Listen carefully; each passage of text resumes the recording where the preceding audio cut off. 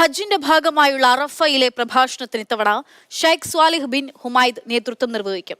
പ്രവാചകൻ മുഹമ്മദ് നബിയുടെ അവസാന കാലത്തെ പ്രഭാഷണം അനുസ്മരിക്കുന്ന അറഫ പ്രഭാഷണം ലോകമെമ്പാടുമുള്ള 150 കോടിയിലേറെ മുസ്ലിങ്ങളോടുമുള്ള അഭിസംബോധനയാണ്. അറഫ സംഗമത്തിനായുള്ള ഒരുക്കങ്ങൾ അധികൃതർ നേരത്തെ തന്നെ സജ്ജീകരിച്ചിട്ടുണ്ട്.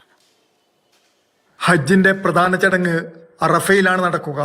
അറഫയിലെ സംഗമവും പ്രഭാഷണവുമാണ് പ്രധാന ചടങ്ങുകൾ. അറഫ സംഗമത്തിനുള്ള എല്ലാ ഒരുക്കങ്ങളും നേരത്തെ തന്നെ സജ്ജമാക്കിയിട്ടുണ്ട്. അറഫയിലെ പ്രഭാഷണത്തിന് ഇത്തവണ ഷെയ്ഖ് സ്വാലിഹ് ബിൻ ഹുമൈദ് നേതൃത്വം നൽകുമെന്ന് സൽമാൻ രാജാവ് പ്രഖ്യാപിച്ചിട്ടുണ്ട്. ഹജ്ജിൽ പ്രതീക്ഷിക്കുന്ന 18 ലക്ഷത്തിലധികം ഹാജിമാരോടും ലോകമെമ്പാടുമുള്ള 150 കോടിയിലേറെ മുസ്ലിങ്ങളോടുമുള്ള അഭിസംബോധനയാണ് പ്രവാചകൻ മുഹമ്മദ് നബിയുടെ അവസാന കാലത്തെ പ്രഭാഷണത്തെ അനുസ്മരിപ്പിക്കുന്ന അറഫ പ്രഭാഷണം. ദുൽഹജ്ജ് മാസപ്പിറവി കാണുന്നതോടെ അറഫ സംഗമത്തിന്റെ തീയതിയും ദിവസവും വ്യക്തമാക്കും. Jafar Ali Palakkode, Mathrubhumi news, Jeddah.